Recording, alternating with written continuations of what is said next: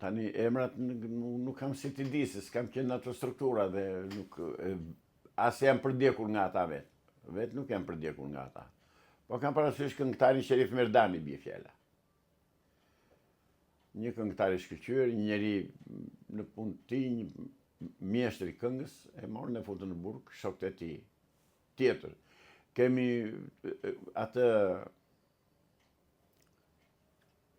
vllajin e sportistit Salvador Kachaj, si kishte ky këngëtar i lirik, një zë brillant, një artist i shkëlqyer, e përndoqën sa e futën në burg dhe kolegët e tij.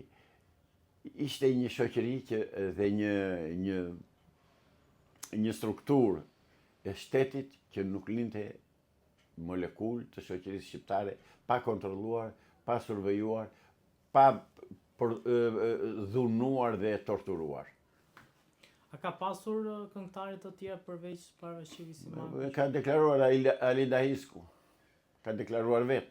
Madje ka thënë kështu, na fusën në burg, atje në qeli, na mbulonin kokën me batanie dhe na përdunonin me radhë hetuese dhe prokurorët. E ka deklaruar ajo, nuk e them unë nga vetja ime.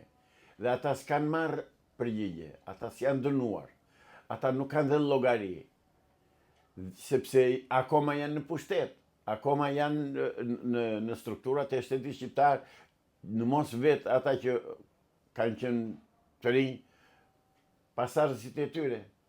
Se duhet të rrim shtërmet flasim drejt. Me ligjet e diktaturës nuk lejohej që të bëje të ushtroje torturë, që e ndaluar me ligj. Tjetër gjë se që bënin ata pasaj dhe nuk jepin llogari dhe nuk i kërkonte kërkush, sepse në veri atë donte që të vinte njëri të vresi njëri tjetrin, të godisni njëri tjetrin.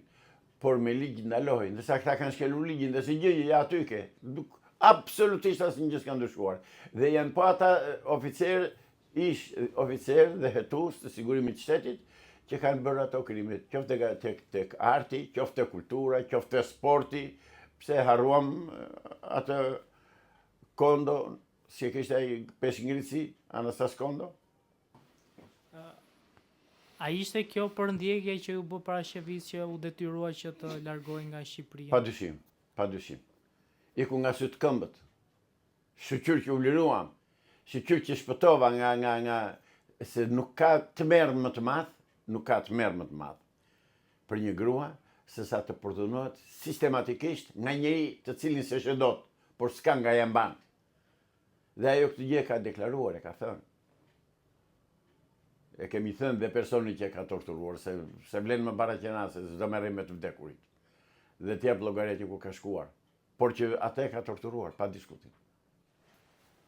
Avokat, shpeshherë po përflitet që së shpejti do ketë arrestime, do krijohet qeveria teknike, dhe ndërkohë që zgjedhjet po afrojnë, a besoni që do ketë arrestime dhe qeveri teknike?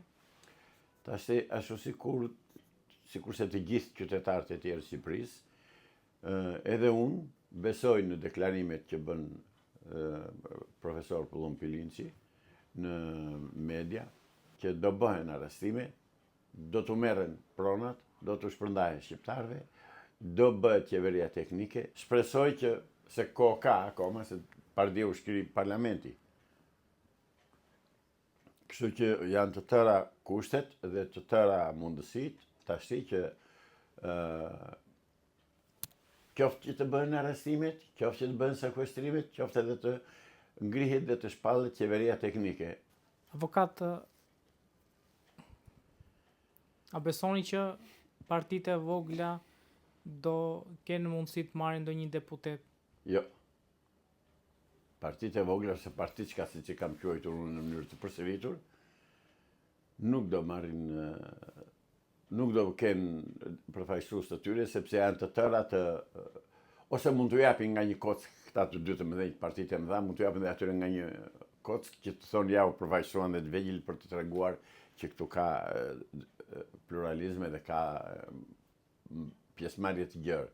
Po ata po hajnë njëri tjetrin, po marr Dashnor Sulën. Dashnor Sula ishte me PD-n, vajti tek LSI-ja nga andej, vajti tek PS-ja, tani prap e ka kërkuar Salihu që të kthehet. Këta janë karagjozë, më këto janë burra shteti, janë politikanë. lëpihet ai për një karike deputeti, po deri dje ishte deputet, çdo më, ç'a bëre kur ishte? Se ishte zoti Sula. Na pëlqejnë ato deklarimet e tua dhe në ato batuta të lëshoje. Po praktikisht një ishe, s'kishe që bëje, dhe s'kanë që bëjnë. Këtu është ngërçi i jashtëzakonshëm, është legalizimi i diktaturës nëpërmjet kodit zgjedhor, nëpërmjet marrëveshjes së vitit 2008 në 21 prill. Aty u rivendos diktatura e Partisë Punës dhe fjala rilindje e kam thënë edhe the prap të japi sy shqiptarët. Është rilindje për Partinë e Punës, nuk është rilindje se leu një qëngjë. Është rilindje e teorisë komuniste, e Partisë Komuniste të Punës të Shqipërisë. Janë ata në pushtet. Dhe këtë vërteton dash ekzistenca e zonjës Balluku, zëvendës ministre, në dash mbiemra të tjerë të njohur. Deri dje ishte drejtoresha ATP-s, ajo Sonila Qato e bie Llambikek Prifti, po Llambikek Prifti ishte kandidati i byrosë politike, pra janë po këta në pushtet, s'ka lvizur gjë.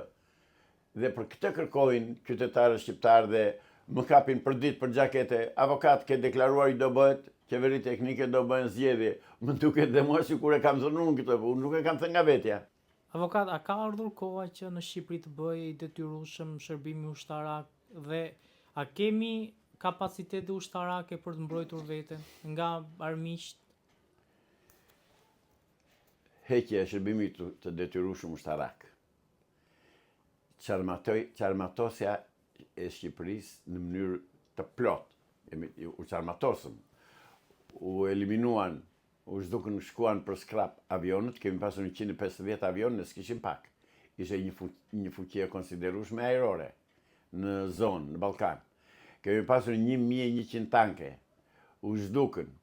Le pastaj gryka zjarri artillerie edhe pozicione të fortifikuara e tjera dhe të tëra këto u shkatëruan dhe kanë arritur që tani ishet ky presidenti ynë, ky kusari president, se i shet për vete ky, i shet dhe i merr për vete ato, para të shet bazat, shet presidenti i Republikës, shet bazat, ish bazat ushtarake në Bregdet dhe va ka dhënë klientëve të tij.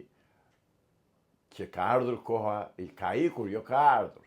Ka ardhur ka ikur për të vendosur shërbimi i detyrueshëm ushtarak, sepse po qëse do ekzistonte shërbimi i detyrueshëm ushtarak, nuk do kishim në asnjë mënyrë djem që shpërndanin dhe përdornin drogën.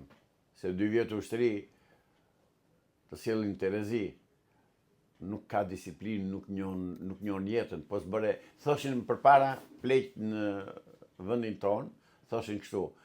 Brinin e parë fëmijës ja thyen shkolla, brinin e dytë ja thyen ushtria, djalit. Edhe pastaj bëhet i aftë për jetën. Pra nuk ka ushtri, nuk ka disiplinë, nuk ka seriozitet, prandaj jemi te këtu ku jemi. Urgjentisht duhet vendosur shërbimi i detyrueshëm ushtarak. Urgjentisht, bile jemi shumë të vonuar.